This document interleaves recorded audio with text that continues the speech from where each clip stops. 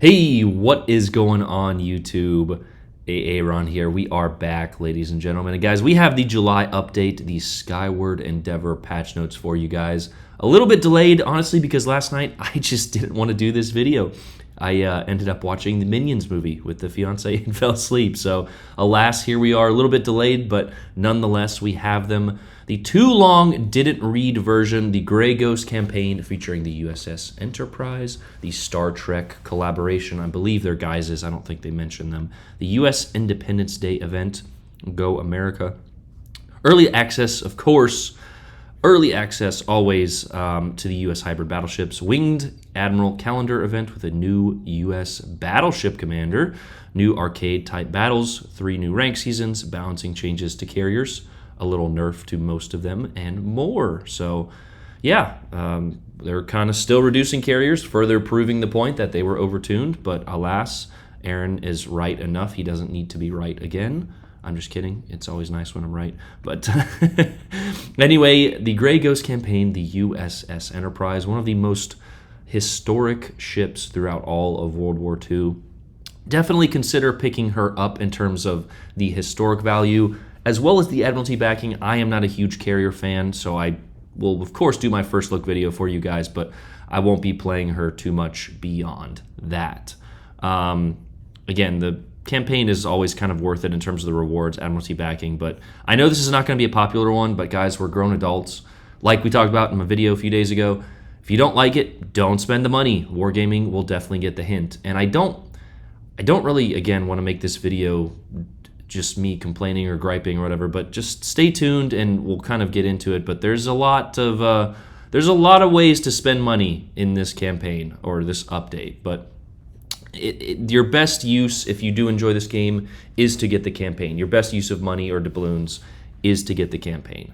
Beyond that, I wouldn't recommend much in this update. Star Trek, if there's again another way to spend your doubloons. I'm pretty sure they're going to be guises and camos on each of these specific ships here. They haven't, I guess, told us yet. I don't know. Maybe I wasn't paying attention. Anyway, U.S. Independence Day celebration. Let's celebrate the 4th of July together with a bunch of themed content. Let's not. No, I'm just kidding.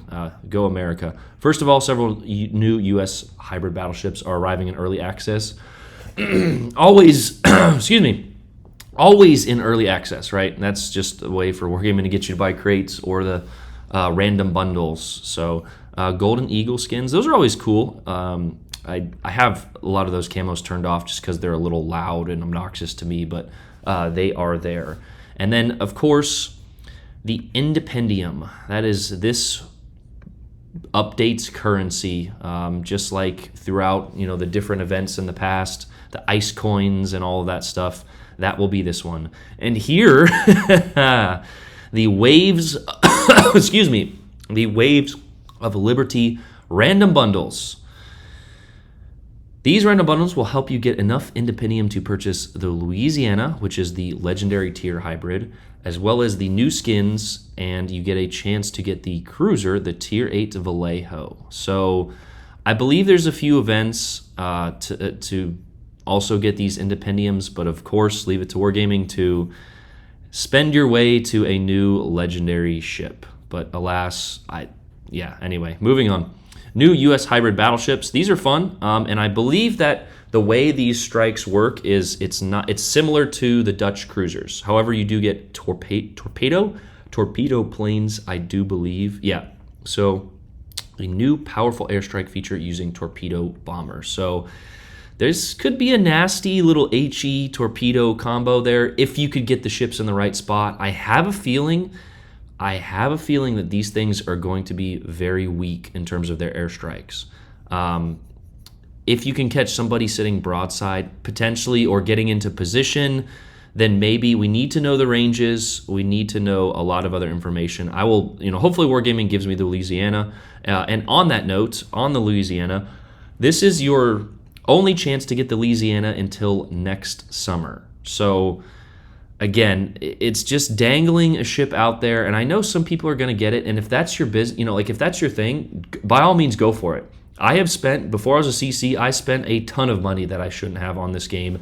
Getting ships. I was one of the first people to get the Alaska, whaling my way through the Bureau. So if you want to spend money in this game, by all means do so. Just be aware that, again, this is just another, carrot on a stick tactic to get you guys to get the, ships before, they in full release next summer. But anyway, speaking of another kind of thing here, just as we talked about in our video the other day, you create a problem and then you sell the solution. Now, you don't have to buy this necessarily, but you do have to log in every day. And if you miss a day, it costs 250 doubloons to get that day unlocked. So I just wanted to pause for a sec. I'm not 100% sure of that fact, but that has how those kind of commander campaigns have been in the past. You log in, you complete a series of challenges for the day. If you don't complete those challenges or you don't log in for that day, you can unlock that day for 250 doubloons.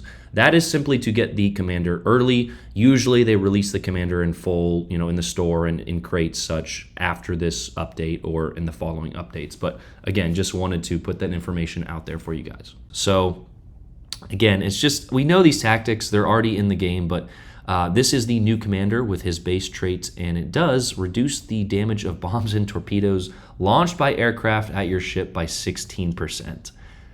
If that is not we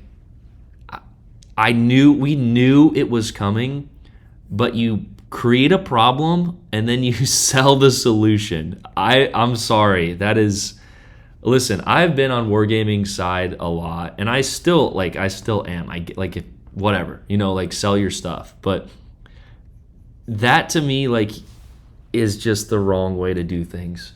Now, they did nerf carriers in this Ministry of Balance article, which we will talk about. They reduced a lot of the restoration time. But you can't, go out and just absolutely, buff carriers to the point which they were nerfed in literally a week. We set new damage records in 3 to 4 days. And then you come out with this,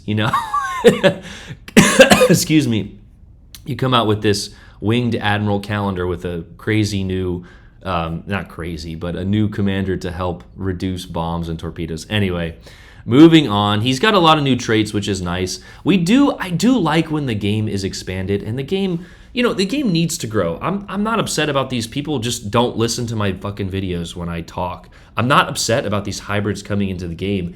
I just think that Wargaming needs to focus on the core of the game first. Now, of course, you need to implement new things, but there's no new legendary ships in this update. Why?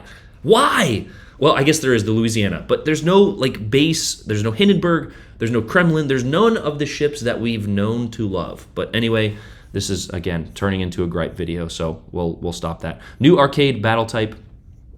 New battle type, the arcade battles. This update, a completely new fast-paced battle that will permanently available alongside versus AI and standard. So this is interesting. You can fight against AI and people in kind of a quick battle. And this, again, this tells me, right, if they're adding in an entire new standard section, this tells me that the game is growing. I don't know, but if they're adding in multiple new game types, we have rank seasons, we've had fleet battles. If the game was, dying, as a lot of people say, you're not adding in new playlists, right? You're reducing them because you wouldn't fill up standard. Now, whether or not, I don't know. Whether or not it truly is, we will never know.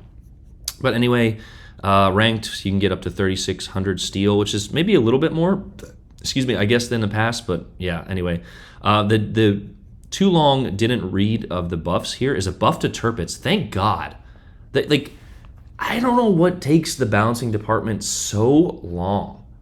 The Tirpitz. Yeah, anyway.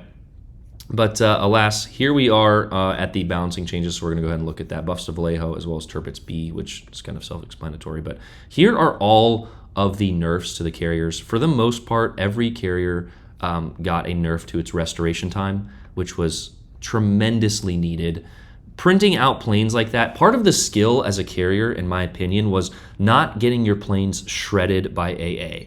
Flying full squadrons into, groups of strong AA ships and still getting attacks off, and then just having your aircraft carrier reprint planes, every 10 seconds is not skill to me.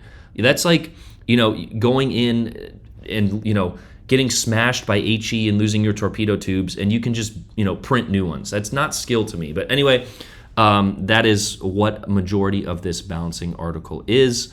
Of course, they mention the Tirpitz as well. So here they just kind of talk about all of the different restoration time. Now, I'm not going to lie, it's not a lot for some of the higher tier carriers. I think I looked at the Midway. The Kaga is still ridiculous. The Kaga is one of those, but they did reduce her HP as well as reduce the speed. So a decent, again, I think the balancing department does do the right thing. I just think it takes them far too long.